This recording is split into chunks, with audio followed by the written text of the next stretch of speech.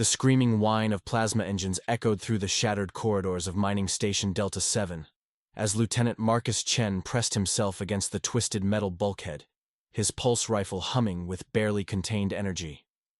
The acrid smell of ozone and melted circuitry filled his nostrils, a familiar cocktail of destruction that had become his constant companion over the past 3 years of war. "Delta Team report," he whispered into his comm unit, knowing even as he spoke that the static crackling back was his only answer. The Zephyrian raid had hit them hard and fast, overwhelming their defenses with surgical precision. As far as he could tell, he was the only survivor from the 47th Colonial Defense Regiment. "Before we jump back in, tell us where you're tuning in from. And if this story touches you, make sure you're subscribed, because tomorrow, I've saved something extra special for you." His enhanced combat suit's sensors painted tactical overlays across his vision, highlighting heat signatures and movement patterns throughout the station. Most showed the distinctive energy signatures of Zephyrian troops conducting their methodical sweep, but one reading made him pause. In the station's central spire, isolated and surrounded, was a single life sign that didn't match any known profile. Marcus moved with practiced stealth through the debris-strewn corridors, his augmented muscles carrying him silently past scattered equipment and fallen structural beams. The station had been humanity's most advanced mining facility on the Outer Rim, its quantum extractors capable of harvesting rare elements from the system's asteroid belt. Now it was just another casualty in the endless war between the Terran Coalition and the Zephyrian Empire. As he approached the central spire, his suit's audio enhancers picked up something unexpected. Singing. Not the harsh, guttural war chants of Zephyrian soldiers, but something melodic and hauntingly beautiful. The voice carried notes that seemed to resonate with frequencies his human ears shouldn't have been able to detect, creating harmonies that sent shivers down his spine. The massive blast doors to the spire's command center had been partially melted by plasma fire, leaving just enough space for Marcus to squeeze through. What he found inside made him question whether the combat stims in his suit were causing hallucinations. A woman sat in the center of the room, her back to him, surrounded by a circle of deactivated Zephyrian combat drones. Her hair was the color of spun starlight, flowing in waves that seemed to catch and refract the emergency lighting into prismatic rainbows. Her skin held a subtle, iridescent quality, like moonlight on water. And when she turned at his approach, her eyes were the deep violet of nebulae. "Well," she said in accented but perfect standard, her voice carrying the same musical quality he'd heard from outside.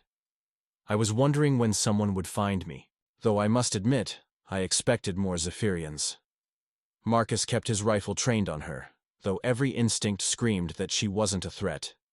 Her clothing was unlike anything he'd seen, form-fitting garments that seemed to shift between fabric and energy, adorned with symbols that hurt to look at directly. "Who are you?" he demanded, his tactical training warring with curiosity.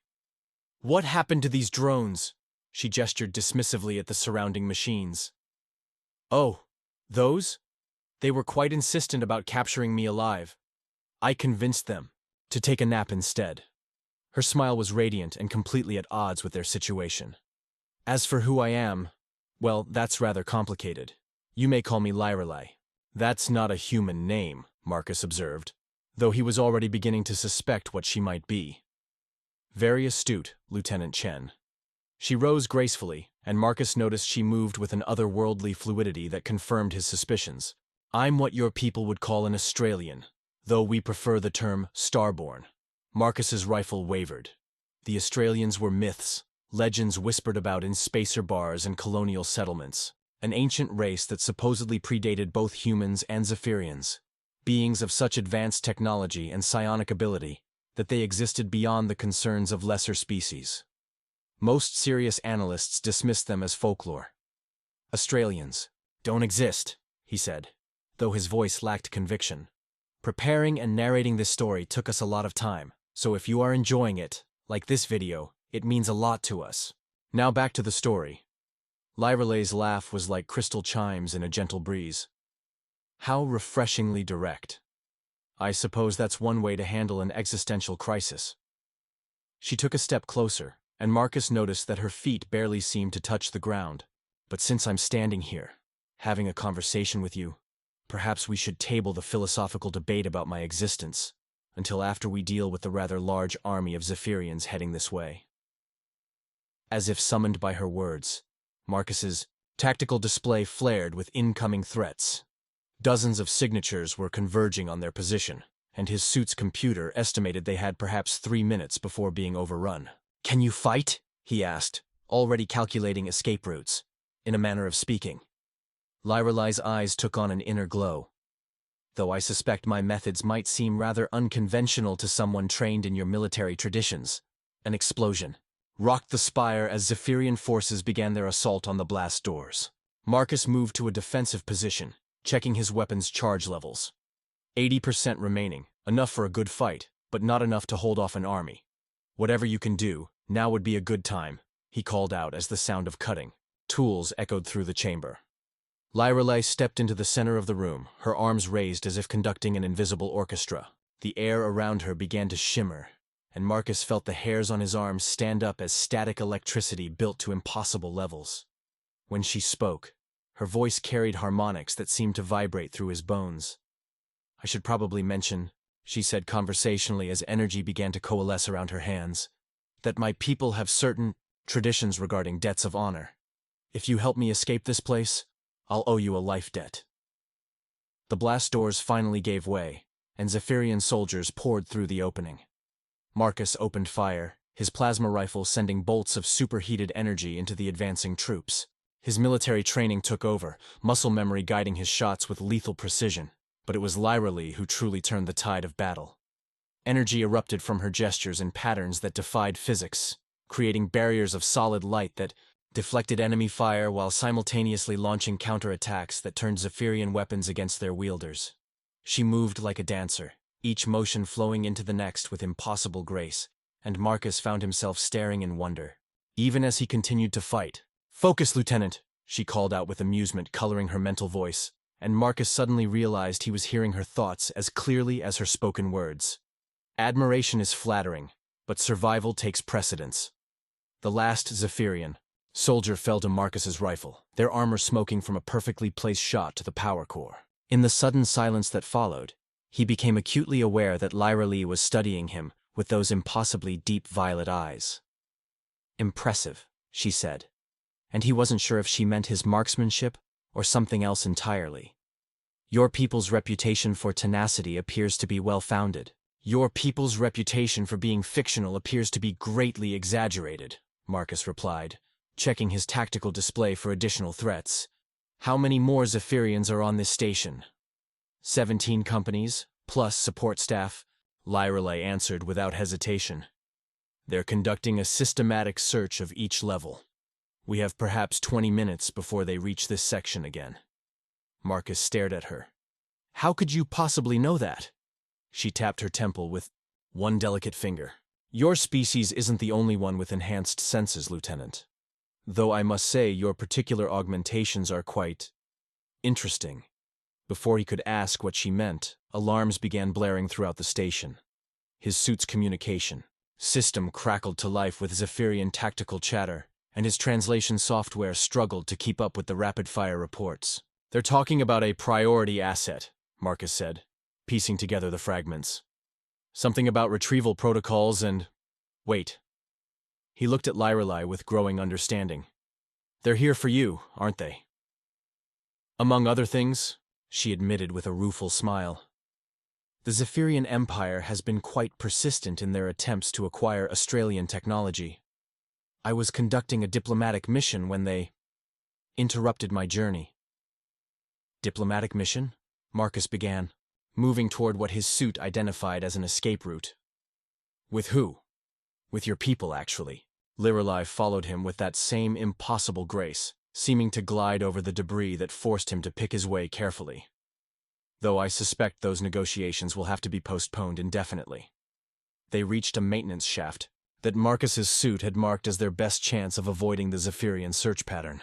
As he worked to open the access panel, he found himself glancing at his unexpected companion. Her beauty was undeniable, but there was something more. An intelligence in her eyes that suggested depths he couldn't begin to fathom. "Life debt," he said as the panel finally opened. "What exactly does that mean in your culture?"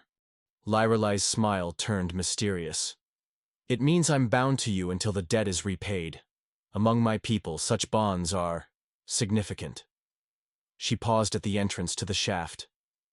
In fact, there's an old saying. To save a star-born daughter is to claim her heart. Of course, that's usually just a romantic metaphor. Usually. Well, she said, ducking gracefully into the maintenance tunnel. If you manage to get us both out of here alive, I suppose I'll have to marry you. It's tradition, after all. Marcus nearly dropped his rifle. I'm sorry, what? Her laughter echoed through the narrow space ahead of him. Don't worry, Lieutenant. I'm quite sure you humans have your own customs about such things. Consider it a theoretical debt. As they crawled through the maintenance system, Marcus tried to focus on their escape route rather than the casual way she'd mentioned marriage. His suit's sensors showed them a path to the station's docking bay, where an emergency shuttle might still be functional. But his mind kept returning to Lyrelai's words and the way she'd looked at him when she'd said them. Theoretical, he muttered. Under his breath, I heard that, came her amused reply from ahead of him. And for what it's worth, Lieutenant, there are far worse fates than being married to a princess. Marcus stopped crawling. Princess? Did I not mention that? Her voice carried a note of mock innocence. Princess Lyrelai of the 7th Star. Court, heir to the Australian throne of Whispered Dreams. I thought it was obvious. Right, Marcus said weakly. Of course you're a princess. Why wouldn't you be? They reached an intersection in the maintenance system, and Marcus consulted his tactical display. 2 routes led toward the docking bay, but both passed through sections that his sensors showed as crawling with Zephyrian patrols. This way, Lyrelai said, indicating a third passage that his suit hadn't even detected. Trust me.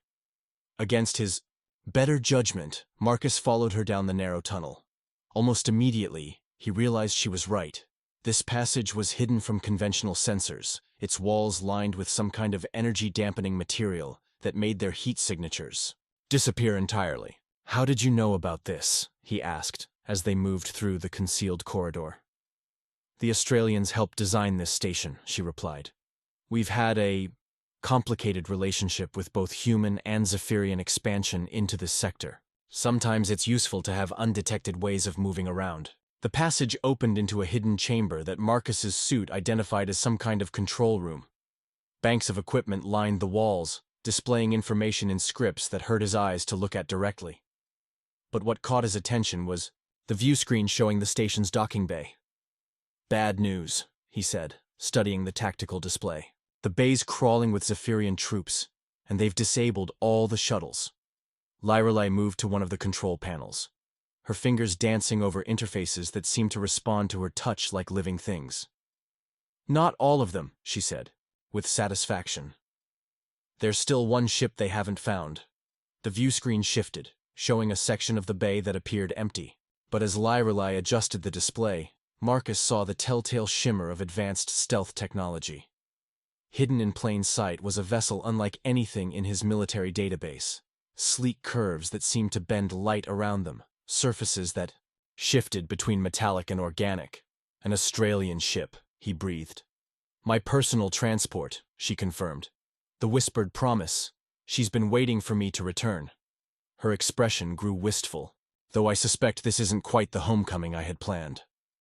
Marcus studied the route between their position and the hidden ship. His suit's tactical analysis painted it in shades of red, multiple patrol routes, automated defense systems, and choke points that would force them into the open. It's going to be a fighting retreat, he said grimly. We'll have to move fast and loud. My rifle has enough charge for maybe 50 shots, then we're down to sidearms. 50 shots should be more than sufficient, Lyrelai said with quiet confidence, especially with my assistance. As they prepared to leave the hidden chamber, Marcus found himself studying his companion once more. In the strange light of the Australian equipment, her otherworldly beauty was even more apparent. But it was her eyes that held him. Ancient wisdom combined with something that might have been longing. Lyrelai, he said carefully, when you mentioned marriage earlier, were you serious? She turned to face him fully, and for a moment, her expression was completely unguarded. Among my people, Lieutenant, life debts are sacred bonds. To save the life of royalty creates obligations. On both sides. What kind of obligations? The kind that transcend species, she said softly. The kind that last lifetimes. She moved closer, and Marcus caught a scent like ozone and starflowers. But as I said, it's probably just a theoretical concern. Before he could respond, alarms began blaring throughout the station with renewed intensity. His suit's communication array picked up frantic Zephyrian chatter, and his translation software painted urgent warnings across his vision. They've found the hidden passages, Marcus realized. We need to move now. Lyra Lay nodded, her moment of vulnerability disappearing behind a mask of regal composure. Stay close to me, Lieutenant, and whatever happens, don't let go of my hand. She extended her fingers toward him, and Marcus saw energy crackling between them like captured lightning. When their skin touched, he felt a jolt that had nothing to do with electricity, and everything to do with connection, as if something fundamental had just shifted in the universe. Ready? She asked, and her voice seemed to come from both outside and inside his head simultaneously. Marcus tightened his grip on his rifle with his free hand. Ready. They stepped out of the hidden chamber and into chaos. The docking bay was a maze of patrol routes and defensive positions, exactly as his suit had predicted. But with Lyra Lee's hand in his, Marcus found himself moving with impossible speed and precision. Energy barriers deflected enemy fire while return shots found their targets with supernatural accuracy.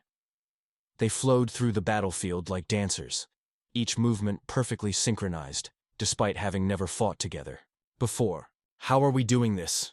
Marcus asked as they dove behind a cargo container, enemy fire scorching the air where they'd been standing. The life debt, Lyra Lee replied, her eyes glowing with inner fire. It creates resonance. Your combat skills, my abilities, they're working in harmony. She peered around their cover, calculating their next move. 30 meters to the ship. Marcus checked his rifle's charge. 23 shots remaining. We're not going to make it at this rate. Have faith, Lieutenant. Lyra Lee's smile was radiant with confidence. After all, you wouldn't want to disappoint your future wife, would you? Before he could protest the casual assumption, she was moving. Again, pulling him along through patterns of light and shadow that seemed to bend around them. His rifle sang its deadly song while her abilities carved paths through impossible defensive positions. The whispered promise materialized around them. As they reached its location, the ship's stealth systems recognizing Lyra Lee's biometric signature, the hatch opened with a sound like silver bells, revealing an interior that defied geometric logic. Get us out of here, Marcus gasped as they collapsed inside, the hatch sealing behind them with finality. Lyra Lee moved to what he assumed was the pilot's position, though the controls looked more like a musical instrument than a flight console. Her fingers danced over the interfaces, and the ship responded with eager enthusiasm. Hold on, she warned, as the whispered promise lifted, off with impossible smoothness. Australian drives work differently than your fusion engines. The docking bay fell away beneath them as they accelerated through the station's superstructure.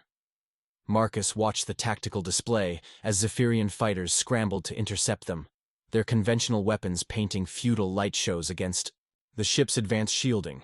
They can't track us, Lyra Lee explained as they cleared the station's defensive perimeter. Australian technology operates on principles your science hasn't discovered yet. We're effectively invisible to their sensors. As mining station Delta 7 dwindled to a point of light behind them, Marcus finally allowed himself to believe they'd actually escaped. But that relief was quickly replaced by a host of new questions. Where are we going? He asked, studying the navigation display that showed star charts and scripts he couldn't read. That depends, Lyra Lee said, her fingers still moving across the ship's controls with practiced ease. Where would you like to go, Lieutenant? Back to your people? Or... She turned to look at him with those impossibly deep violet eyes. Would you like to see the stars as few humans ever have?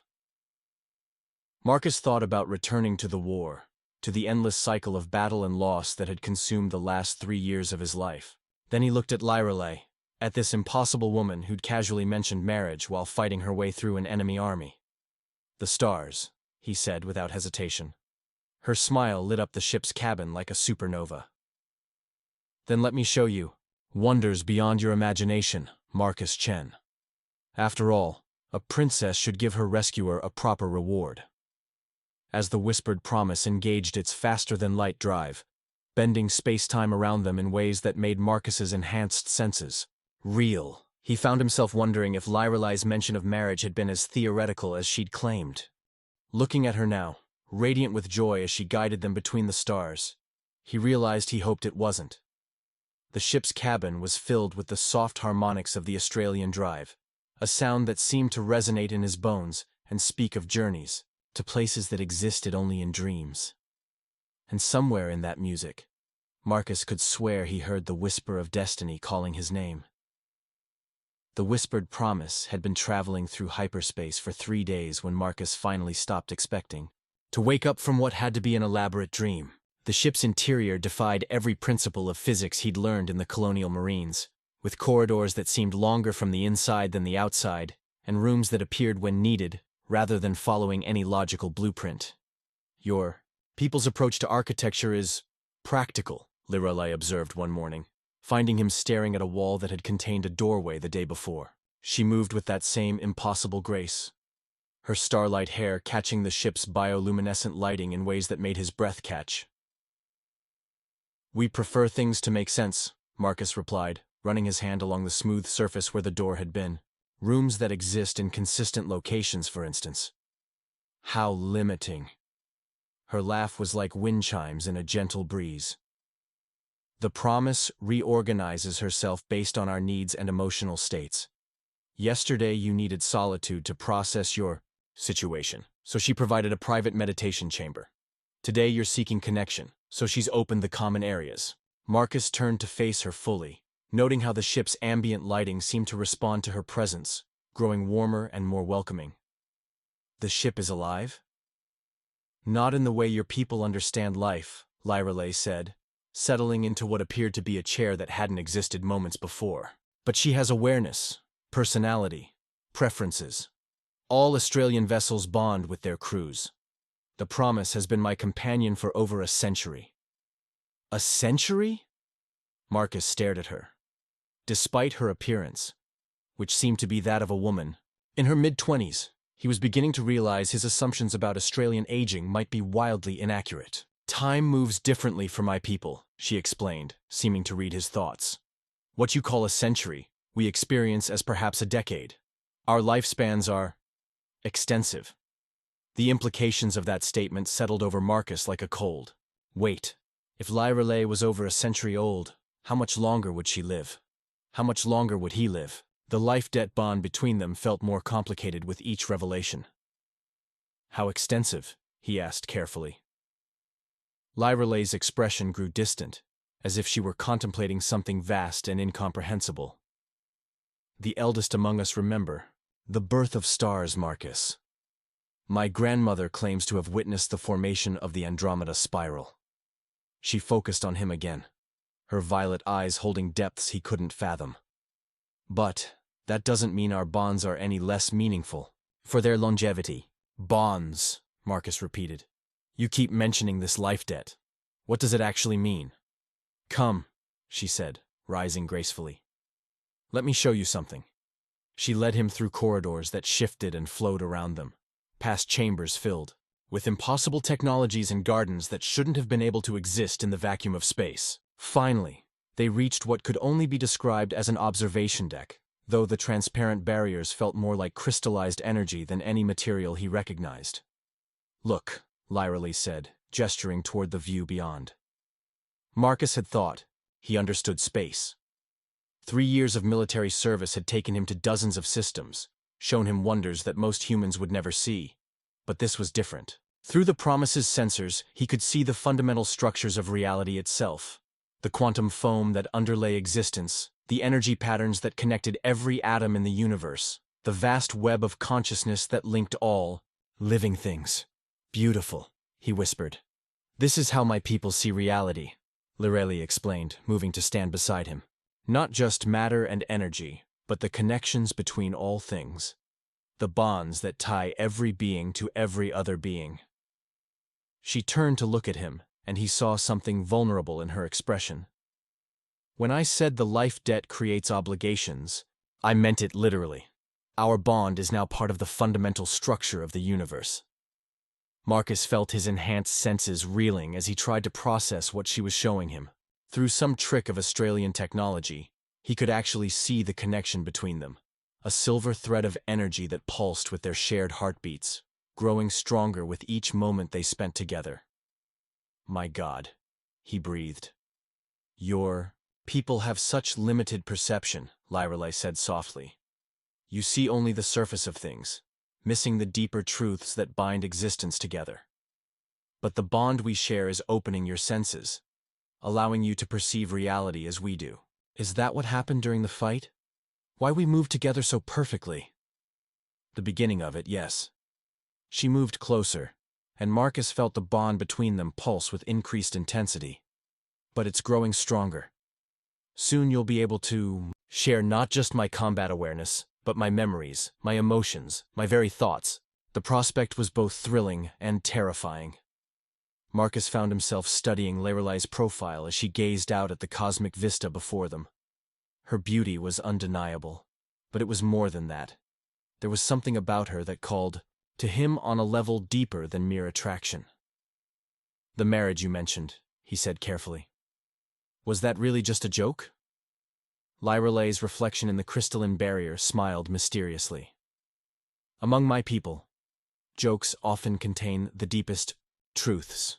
The bond we share is already deeper than most marriages in your culture. Adding formal ceremonies would be redundant. So we're already married? Marcus wasn't sure whether the idea thrilled or terrified him. Not in any way your people would recognize, she replied. But bonded, yes, permanently. The connection between us will endure even beyond death. She turned to face him fully, her expression serious. I should have warned you before allowing the bond to form. Among humans, such permanent connections are not typical. Marcus thought about that, weighing the implications.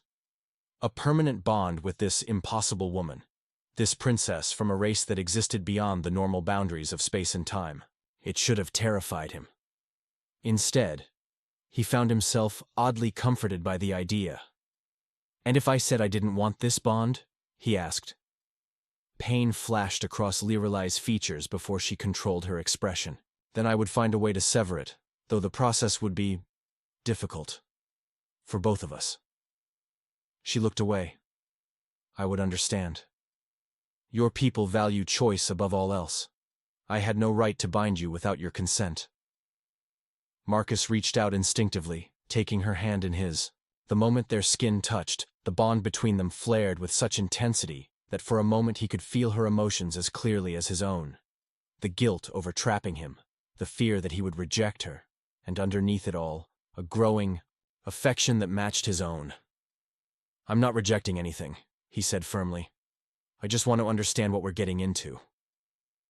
Relief flooded through their connection, so powerful that Marcus staggered. Lyrelei's eyes were bright with unshed tears as she squeezed his hand. You continue to surprise me, Marcus Chen, she whispered. Most beings would flee from such a commitment. Most beings haven't seen what I've seen, he replied. Besides, you did say I was claiming your heart by saving you. Seems only fair that you get mine in return. Her smile was radiant enough to power a small star.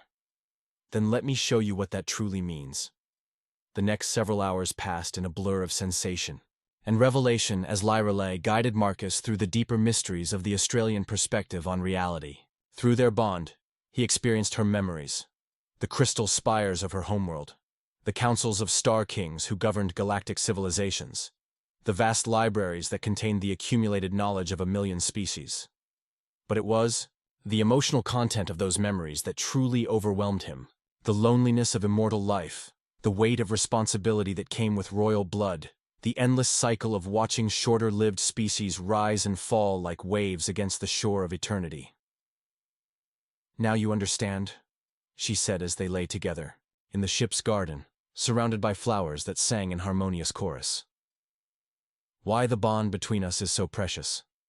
In all my centuries of existence, I have never met another being who could share these depths. Marcus stared up at the artificial sky the promise had created above them, processing everything he'd experienced. Your people must form these bonds regularly. The loneliness, we do not, Lirelei said quietly. The risk is too great. To bond with a shorter-lived species means inevitable grief when they die. Most Australians choose solitude rather than face such pain. She turned to look at him, her violet eyes serious. What we have created is rare, Marcus. Perhaps unique. Then why did you allow it to happen? Her smile was soft and vulnerable. Because when I looked into your eyes during that battle, I saw something I had been searching for across centuries. A soul that could match mine. The loneliness became secondary to the possibility of true connection. They were interrupted by a subtle shift in the ship's harmonics, a change in tone that spoke of transition from hyperspace to normal space. Lirelei sat up, her expression becoming alert and focused. We're arriving at our destination, she announced. Which is? Marcus asked, following her as she moved toward what he assumed was the ship's bridge. The nexus of whispered dreams, she replied. The seat of Australian power in this galaxy. My father's court. She paused, suddenly seeming uncertain. I should warn you, Marcus. My people can be overwhelming to shorter-lived species. The sensory input alone has driven some beings to madness. Will the bond protect me? Partially, she said. But more than that, I'll be there with you. We face this together. The promise emerged from hyperspace above a structure that defied every concept Marcus had about what was possible. The nexus stretched across multiple dimensions, its crystal architecture folding through space in patterns that made his enhanced vision struggle to process the geometry. Ships of impossible design moved through approaches that curved through what might have been folded space-time, while beings of pure energy danced between the spires like living aurora. Welcome to my home, Lirelei said softly. As the promise approached the nexus, Marcus felt the weight of attention from minds vast and ancient consciousness that had existed since before his species had developed written language. Through the bond, he sensed Lirelei's pride in bringing him here, but also her apprehension about her people's reaction. They can sense our bond, she explained as they entered a docking bay that seemed to exist in several dimensions simultaneously. This has never happened before. An Australian princess bonding with a human. There will be questions. What kind of questions? Marcus asked, though he suspected he already knew. About your worthiness. About the implications for our species. About whether our children would be viable. She turned to face him, her expression fierce with protective instinct. But they will show you respect, Marcus. You are bonded to royalty now. That carries weight even among the Star Kings. The docking process completed itself with the same organic efficiency Marcus had come to expect from Australian technology. As the promise settled into her berth, he could feel the attention of the Nexus focusing on them with increasing intensity. Ready? Lirelei asked, taking his hand. Marcus squeezed her fingers, feeling their bond pulse with shared determination. With you? I'm ready for anything. The hatch opened, and they stepped together into a realm where gods walked among mortals, and the impossible was merely Tuesday. The first being they encountered was clearly Australian, but unlike Lirelei's humanoid appearance, this entity existed as a constantly shifting pattern of geometric forms that spoke in colors rather than words. Through their bond, Marcus somehow understood its greeting as a formal welcome to the Nexus. My aid, resonance of distant nebulae, Lirelei explained. They're asking about your classification. My people haven't quite figured out how to categorize a bonded human. What do I tell them?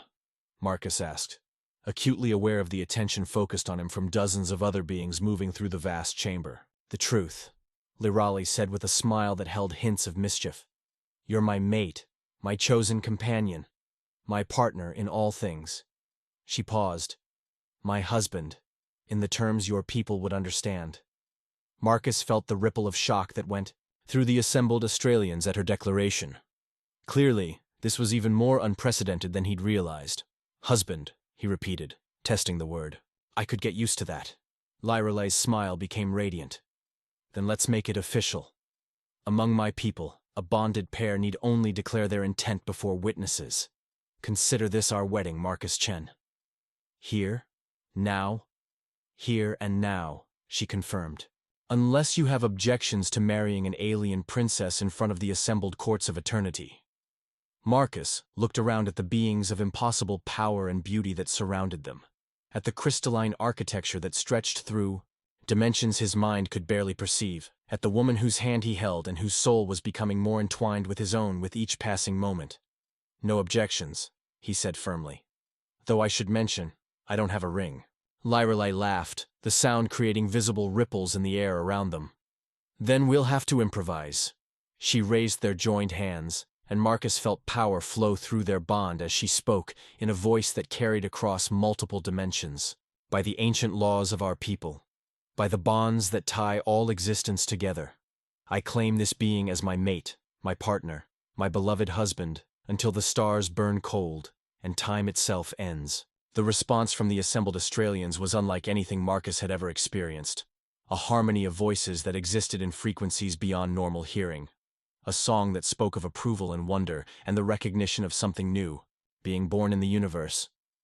Your turn, Lyrelei whispered. Marcus had never been much for speeches, but as he looked into her eyes, the words came naturally. By whatever power I have as a human being, by the bond we share and the love I feel growing between us, I accept you as my wife, my partner, my companion for however long this universe allows us to be together. The crystalline architecture of the Nexus itself seemed to pulse with approval, and Marcus felt their bond transform, becoming something deeper and more permanent than even before. When Lyrelei kissed him, the assembled court of Star Kings erupted, in a celebration that could be felt across dimensional boundaries. And that, she said when they finally broke apart, is how you marry a princess among the stars. As the celebration continued around them, Marcus marveled at how his life had changed in the space of a few days. A week ago, he'd been a soldier fighting a seemingly endless war. Now he was married to an immortal alien princess, standing in a court of beings that existed beyond the normal boundaries of reality. No regrets? Lyrelei asked softly, sensing his thoughts through their bond. Marcus looked at his new wife, his alien princess wife, and felt nothing but certainty. None at all. Though I have to ask, what happens now?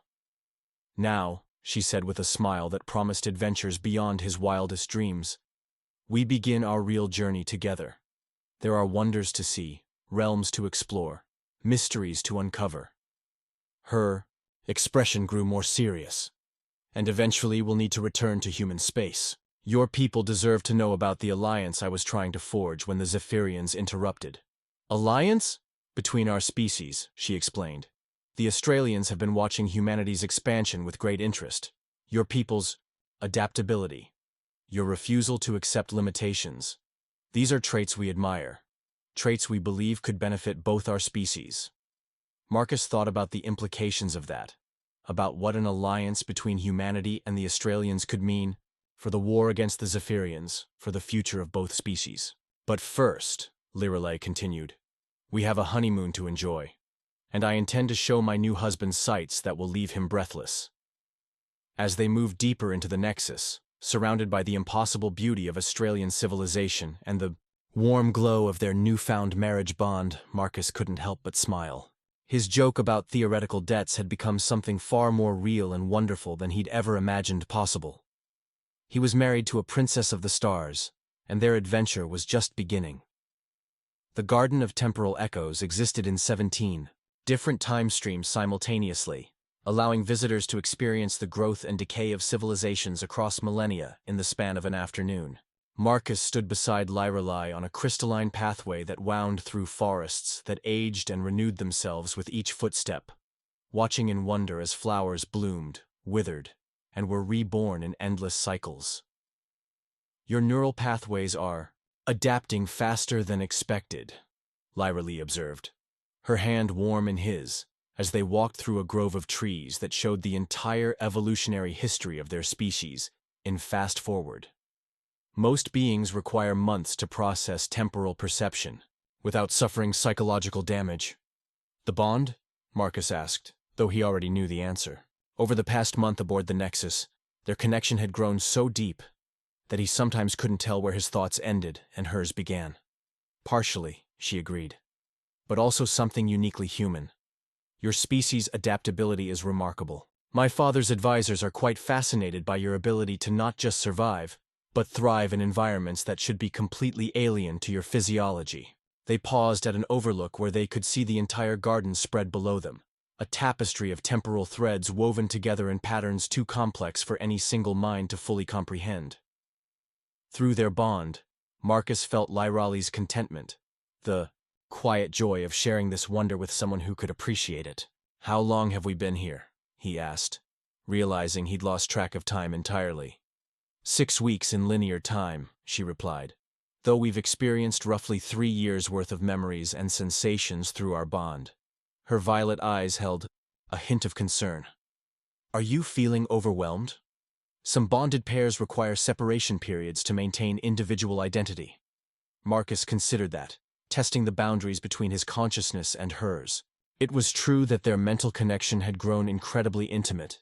He could access her memories of centuries past, feel echoes of her emotions from long before they'd met, understand concepts that should have been beyond human comprehension. But rather than feeling lost, he felt expanded. "No," he said finally. "It feels right. Like this is how I was always meant to exist." Relief flooded through their bond, followed by something deeper, a love so profound it made his breath catch. Through their connection, he felt her amazement at finding a companion who could match her immortal depths, who could share the vast loneliness that came with near-eternal existence. "Marcus," she whispered, turning to face him fully, "there's something I need to tell you. Something about our bond that my people are only now beginning to understand." The serious tone in her voice made him focus completely on her, their shared awareness highlighting the importance of whatever she was about to reveal. "What is it?" "The genetic integration has progressed beyond anything in our recorded history," she said carefully. "Your DNA isn't just compatible with mine, it's actively adapting, evolving to match Australian patterns. My father's scientists believe that within a few more months, your cellular structure will be indistinguishable from one of our people." Marcus stared at her, processing the implications. "You mean I'm becoming Australian?" "In every way that matters, yes." Her fingers traced patterns on his arm where he'd noticed his skin taking on a subtle luminescence over recent weeks. "Your lifespan will extend to match mine. Your consciousness will develop the depth and complexity of my people. You'll gain abilities that humans haven't even dreamed of." "And the downside?" he asked, sensing her lingering concern through their bond. "You'll never be fully human again," she said quietly. "The process is irreversible. If you ever returned to your people, you would be something they couldn't understand, couldn't accept. You would be as alien to them as I once was to you." Marcus walked to the edge of the overlook, staring out at the temporal gardens while he considered this revelation. Through their bond, he felt Lyrale's fear. Not that he would reject the transformation, but that he would blame her for not warning him sooner. "When did you know?" he asked. "I suspected from the beginning," she admitted. "Full genetic bonding between species is theoretically possible, but it requires perfect compatibility at the quantum level. The odds against it happening naturally are astronomical." She moved to stand beside him. "But I allowed myself to believe it might be different with us." "Because you wanted it to happen?" "Because I needed it to happen," she said with raw honesty. "The loneliness, Marcus. You can't imagine what it's like to exist for centuries, without anyone who can truly understand you. When I felt our souls recognize each other during that battle, I was selfish enough to hope the universe might give me this one gift."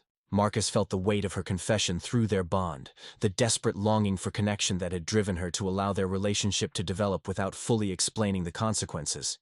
He should have been angry, should have felt manipulated or trapped. Instead, he found himself oddly grateful. "So I have a choice," he said slowly. "Continue the transformation and become Australian, or find a way to reverse it and return to humanity." "There is no reversing it," Lyrale said quietly. "The integration has progressed too far.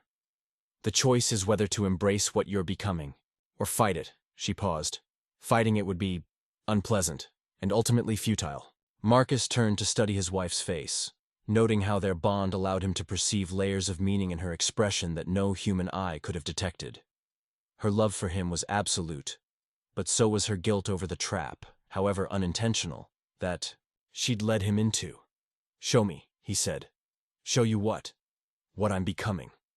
What we could be together if I embrace this transformation fully." Lyrelai's eyes widened. "Marcus, the process of full revelation. It's intense, traumatic even. Most beings require extensive preparation." "We're bonded," he interrupted. "You'll be with me through it.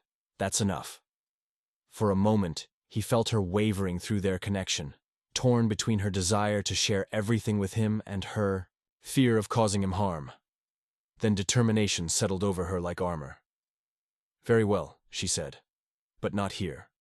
What I'm about to show you requires privacy and proper containment fields. The energies involved could damage the temporal gardens." They made their way back through the Nexus's impossible architecture, past chambers where star kings debated the fate of galaxies and libraries that contained the dreams of extinct civilizations. Marcus noticed other Australians watching them, with expressions he was learning to read: curiosity, concern, and something that might have been envy. "They're jealous," he realized. "Many of them are ancient beyond measure," Lyrelai explained.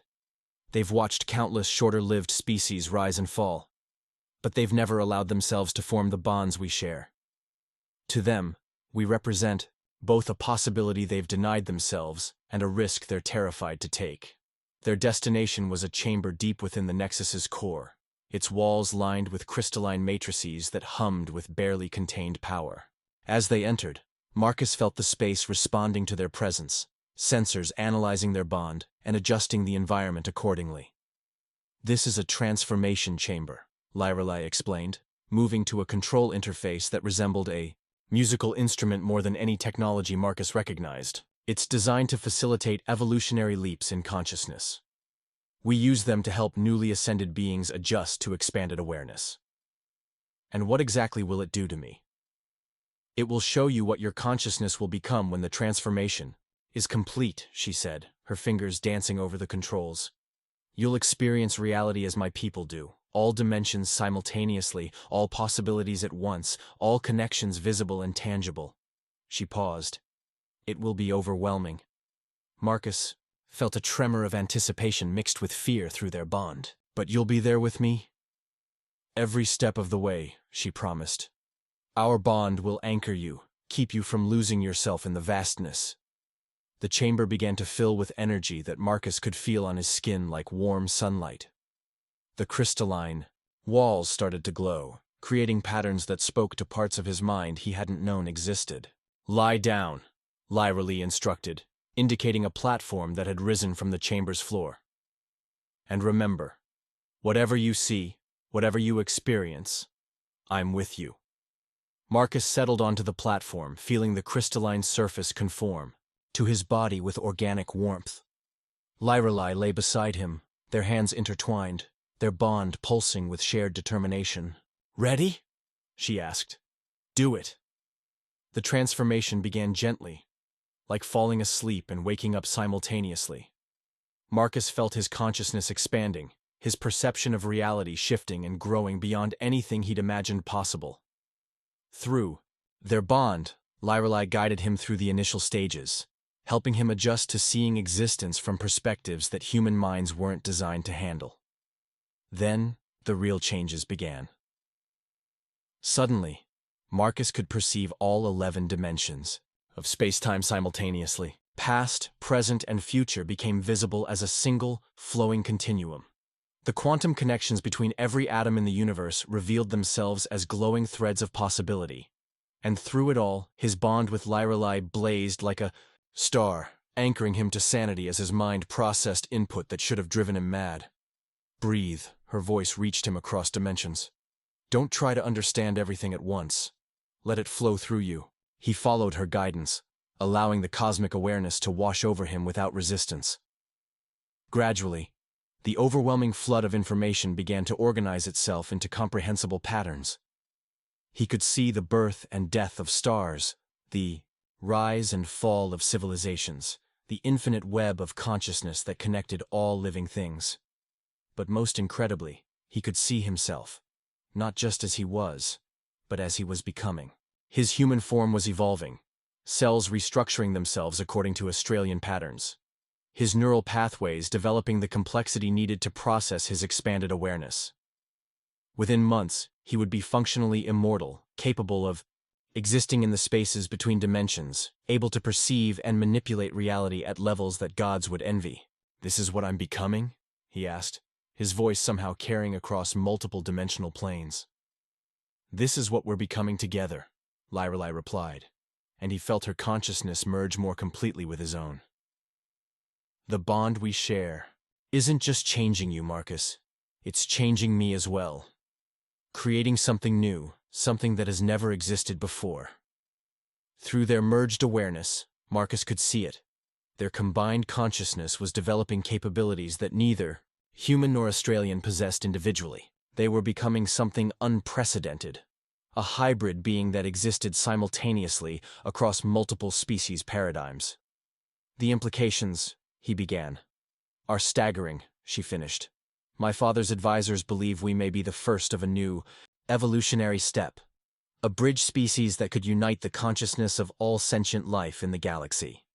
The transformation chamber's energy began to ebb, and Marcus felt his awareness gradually returning to more manageable levels. But the memory of what he'd experienced, what he was becoming, remained crystal clear. "How do you feel?" Lorelei asked as they sat up, the platform lowering back into the chamber floor. Marcus tested his senses, noting how his perception had permanently shifted. He could see deeper into the electromagnetic spectrum, feel quantum fluctuations in the air around them, sense the emotional resonance of beings throughout the nexus. "Different," he said finally. "But right. Like I was always meant to be this." Relief flooded through their bond. "You're not angry? About losing your humanity?" Marcus considered that, examining his feelings with his newly expanded consciousness. "I'm not losing it," he realized. "I'm adding to it. The human parts of me, my adaptability, my stubbornness, my refusal to accept limitations, they're still there. They're just enhanced." "And us?" she asked quietly. "Are you ready for what we're becoming together?" Marcus took her hand, feeling their bond pulse with shared purpose. Through their connection, he could see the vast future stretching ahead of them. Adventures across dimensions, discoveries that would reshape the understanding of consciousness itself, a love that would endure until the heat death of the universe. "I've never been more ready for anything in my life," he said, pulling her close. "Though I have to ask, is this what you meant when you joked about marriage on that station?" Laugh was music that resonated across dimensional boundaries. "I told you that jokes often contain the deepest truths. I just never imagined how deep this particular truth would go."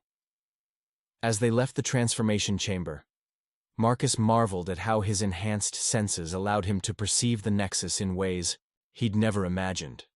Every being they passed was surrounded by auras of possibility. Every structure hummed with purposes that stretched across multiple realities. "What happens now?" he asked, as they walked through corridors that seemed to sing in response to their presence.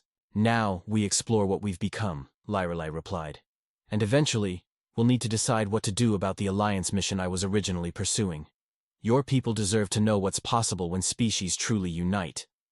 The Zephyrians are the least of our concerns now," she said with a smile that held hints of power that could reshape star systems. "But your people, Marcus, they're on the verge of something extraordinary. The question is whether they're ready to take the next evolutionary step." As they emerged onto a balcony overlooking the vast expanse of the Nexus, Marcus felt the weight of possibility settling around them like a cosmic mantle. Their transformation was just beginning, and already he could sense the profound changes it would bring not just to them, but to the galaxy itself. "Together?" he asked, offering her his hand. "Always," she replied, their bond blazing with shared determination as they stepped forward into a future that would challenge everything both their species thought they knew about the nature of existence itself. 5 years later, Earth Colonial, Command Station Prometheus Admiral Sarah Rodriguez was reviewing tactical reports when her aide burst into her office without ceremony, his face pale with shock. In 30 years of military service, she'd never seen Lieutenant Commander Hayes lose his composure. "Admiral," he gasped, "you need to see this. Long-range sensors just detected an incoming vessel. The signature. It's not in any of our databases." Rodriguez looked up from her holographic displays, noting the tremor in her aide's voice. "Zephyrian." "No, ma'am. The energy patterns are completely unknown." "And Admiral." Hayes swallowed hard. The ship just appeared out of nowhere. One moment empty space, the next moment there was a vessel decelerating from what our computers calculate was faster than light travel. That's impossible with any known technology. Rodriguez felt her blood chill. Humanity had been at war with the Zephyrians for 8 years now, ever since the attack on mining station Delta 7. They'd grown accustomed to technological surprises from their enemies, but this sounded like something else entirely. "Show me," she ordered, following Hayes to the command center. The main tactical display showed the mysterious vessel approaching at what should have been a leisurely pace, yet somehow covering impossible distances with each sensor sweep. The ship itself defied classification. Its hull seemed to shift between solid matter and pure energy, its configuration following design principles that hurt to look at directly. "Sir," the sensor operator called out, "we're receiving a transmission. Audio only, human standard frequencies." "Put it through," Rodriguez ordered, her hand instinctively moving to her sidearm. The voice that filled the command center was familiar, though older and carrying harmonics that resonated in frequencies beyond normal human hearing. Earth Colonial. "Command, this is Lieutenant Marcus Chen, service number 774 Alpha 9 Delta, requesting permission to dock. I'm accompanied by a diplomatic envoy seeking to establish formal contact with the Terran Coalition." Rodriguez stared at the display in shock. Marcus Chen had been declared missing in action 5 years ago after the Delta 7 incident, presumed killed along with the rest of his unit. Yet here he was, apparently commanding an impossible alien vessel. "Chen," she said carefully, "this is Admiral Rodriguez. Your status has been listed as KIA for 5 years. Explain your situation." "It's a long story, Admiral," came the reply, and Rodriguez could hear something in his voice, a depth that hadn't been there before, as if he was speaking from vast distances even though his words were clear. "I was rescued after Delta 7 and have been serving as a cultural liaison. The diplomatic mission I'm escorting is significant. I strongly recommend you grant us docking clearance." Rodriguez looked around the command center at her staff's bewildered faces. Every protocol screamed that this was a trap, a Zephyrian deception using a presumed dead soldier's identity. But something in Chen's voice, some quality she couldn't identify, suggested otherwise. "Sir," the communications officer said quietly, "I'm detecting massive energy spikes from their vessel. Whatever their propulsion system is, it's generating power outputs that dwarf our entire station." "Weapons?" Rodriguez asked. "Unknown, ma'am. But if they wanted to destroy us, I don't think we could stop them." Rodriguez made the decision that would change human history. "Chen, you're cleared for docking Bay 7, but you're coming aboard under heavy guard, and any sign of deception will result in immediate termination of contact." "Understood, Admiral. And ma'am? You might want to prepare your xenobiology team. My companion is unique." 20 minutes later, Rodriguez stood in docking Bay 7 with a full security detail, watching as the impossible ship settled into the berth with movements that seemed more organic than mechanical. When the airlock finally opened, she nearly dropped her sidearm in shock. The man who emerged was recognizably Marcus Chen, but transformed beyond anything she could have imagined. His skin held a subtle luminescence that shifted with his movements. His eyes had gained depths that seemed to hold starlight, and when he moved, it was with a grace that spoke of perfect harmony between mind and body. He wore clothing that appeared to be woven from crystallized energy, and his presence seemed to fill the docking bay with harmonics that made her teeth ache. "Admiral Rodriguez," he said, approaching with his hands visible and empty, "thank you for granting us sanctuary."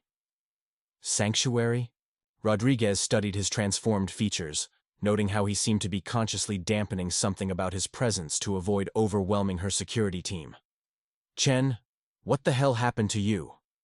"I fell in love with an alien princess. Got married, and discovered that some jokes about theoretical marriages aren't theoretical at all, he said with a smile that carried echoes of cosmic humor. But I suspect you're more interested in who I brought with me. As if summoned by his words, a figure appeared in the airlock that made every human present take an involuntary step backward. She was clearly not human.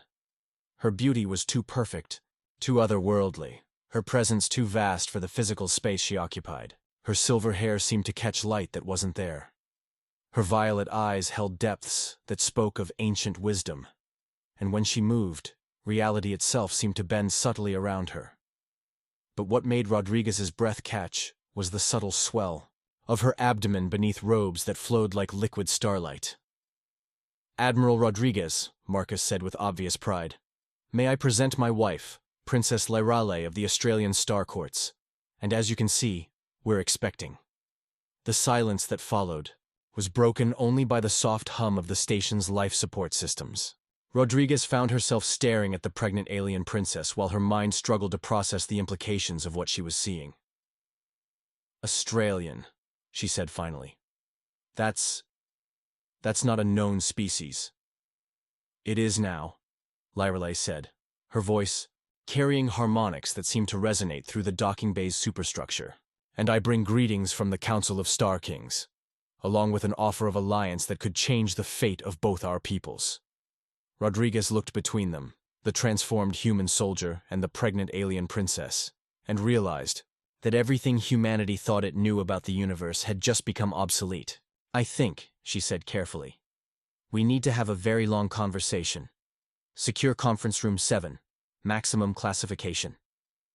As they made their way through the station's corridors, Rodriguez noticed how other personnel reacted to the alien couple. Some stared in wonder, others in barely concealed fear, but all seemed to sense that they were in the presence of something unprecedented. "The pregnancy," Rodriguez said once they were secured in the conference room, her scientific curiosity overcoming her shock. "Is that even biologically possible?" "Our bond made many things possible that shouldn't be," Marcus replied, his hand finding Lyrale's with automatic tenderness. "The child we're carrying is something new. Part human, part Australian, but more than either." "A bridge," Lyrale added, softly, her hand resting protectively on her swollen belly. "The first of what our scientists believe will be a new evolutionary branch. Children who can exist in both paradigms simultaneously." Rodriguez felt the weight of galactic history settling around them. "And the alliance you mentioned?" "The Australians have been watching humanity's expansion for decades," Marcus explained. "Your species' adaptability, your refusal to accept limitations, these traits fascinate them. The war with the Zephyrians has convinced them that humanity is ready for the next evolutionary step." "What kind of step?" Lyrale leaned forward, her alien features serious. "Admiral, your people are fighting with technology that is centuries behind what's possible. The Zephyrians themselves are barely more advanced than infants compared to what the galaxy contains. We offer knowledge that could end this war in days, technologies that could transform humanity into a spacefaring civilization capable of surviving the challenges ahead. And in return?" "Cultural exchange," Marcus said. "The Australians are ancient, powerful, but they've grown stagnant in their perfection. Humanity's chaos, your unpredictability, your talent for innovation. These are things they desperately need." Rodriguez studied the alien princess, noting how her presence seemed to fill the room with possibilities. "You're talking about fundamental changes to our species. How do we know we can trust you?" Lyrale smiled, and for a moment, Rodriguez glimpsed the vast compassion that lay behind her otherworldly features. "Because I carry within me the future of both our peoples. This child will be proof that human and Australian can not only coexist, but evolve together into something greater than either species alone." "Show her," Marcus said quietly. Lyrale nodded, her hand moving to rest on her swollen belly. Suddenly, the conference room filled with a presence that made Rodriguez gasp, a consciousness that was clearly not yet born, but already aware, already reaching out with senses that transcended normal space-time. For just a moment, Rodriguez felt herself connected to that unborn awareness, and through it glimpsed possibilities that took her breath away. She saw humanity spreading across the galaxy, not as conquerors, but as partners, working alongside dozens of species to build civilizations that spanned dimensions. She saw technologies that turned matter and energy into willing servants, art forms that painted with the substance of reality itself, love that transcended the boundaries of species and time. And at the center of it all, she saw the child that would be born to bridge the gap between what humanity was and what it could become. "My God," she whispered as the connection faded. "Not God," Lyrelai said gently. "Just the natural evolution of consciousness when fear gives way to wonder, when isolation gives way to connection." She paused, her hands still resting on her belly. "Your species stands at a crossroads, Admiral. You can continue fighting for survival with primitive weapons and limited understanding, or you can take the leap into a larger universe." Rodriguez found herself thinking about the war, about the countless lives lost to Zephyrian aggression, about humanity's desperate struggle to establish itself among the stars. The offer these beings presented was unprecedented, but so were the risks. "If we agree to this alliance," she said carefully, "what happens to human autonomy? Do we become vassals to a superior alien power?" "You become partners," Marcus said firmly. "I've lived among them for 5 years, Admiral. I've seen how they operate. The Australians don't conquer or dominate. They nurture and guide. They're offering to help humanity grow into its potential, not to control that growth. And you?" Rodriguez studied his transformed features. "What did you become in the process?" Marcus exchanged a look with his wife, their connection so obvious that Rodriguez could almost see the love flowing between them. "I became more than I ever imagined possible," he said simply. "Human enough to understand what our species needs, Australian enough to help provide it." Rodriguez was quiet for a long moment, weighing options that would determine the future of human civilization. Finally, she looked up at the unlikely couple before her. "What do you need from me?" "Safe passage to Earth," Lyrelai said. "An introduction to your planetary leadership. And time to prepare them for what we're offering." Her smile was radiant. "And perhaps a place where I can give birth to the future of both our species." "The child," Rodriguez said. "When?" "Soon," Marcus replied, his voice filled with wonder and anticipation. "Our daughter will be born within the month, the first human-Australian hybrid in galactic history." "Daughter?" Lyrelai's laugh was like music from distant stars. "We've already chosen her name, Elena. It means bright light in your language, and bridge between worlds in mine." She paused, her expression growing serious. "She will face challenges that no being has ever encountered, Admiral, but she will also have opportunities that could reshape the galaxy." Rodriguez found herself smiling despite the magnitude of what she was being asked to accept. "Well," she said, "I suppose if a human soldier can joke about marrying an alien princess and end up with an impossible family, anything is possible." "It was never really a joke," Marcus said, taking Lyrelai's hand. "The best truths usually aren't." As Rodriguez began making the calls that would change human history, she watched the alien couple with growing amazement. Their love was obvious in every glance, every touch, every shared breath. But more than that, their bond represented something unprecedented. Proof that consciousness could transcend species barriers, that love could literally evolve new forms of life. "Admiral," Marcus said as she prepared to contact Earth Command, "there's one more thing you should know. The Zephyrians are aware of our mission. They'll try to stop us from reaching Earth." "Let them try," Rodriguez said with grim satisfaction. "I've got 8 years of dead friends who'd love to see how Australian technology handles Zephyrian aggression." Lyrelai's smile held depths that could swallow solar systems. "Oh, Admiral, you have no idea what we're truly capable of when protecting our family." As the whispered promise prepared to depart for Earth, carrying within its crystalline hull the future of human-alien relations, Rodriguez reflected on how a simple rescue on a mining station had led to this moment. Marcus Chen had saved an alien princess as a joke about theoretical marriages, and in return had gained a love that would literally bridge the stars. Their daughter would be born into a universe where anything was possible, where the boundaries between species were merely suggestions, where love could evolve new forms of consciousness itself. And somehow, Rodriguez thought as she watched the impossible ship disappear into hyperspace, that seemed like exactly the kind of miracle humanity needed. 6 months later. Earth. The birth of Elena Chen Liralai was witnessed by representatives from 17 different species, each drawn by reports of the first successful human-alien hybrid. She emerged into the world with her father's brown hair and her mother's violet eyes, her skin holding a luminescence that shifted between human warmth and Australian starlight. When she took her first breath, every piece of technology in the medical facility briefly harmonized into a symphony that spoke of infinite possibilities. And when her parents held her for the first time, their bond, already deep beyond measure, expanded to encompass a third consciousness that would grow up understanding the universe in ways no being ever had before.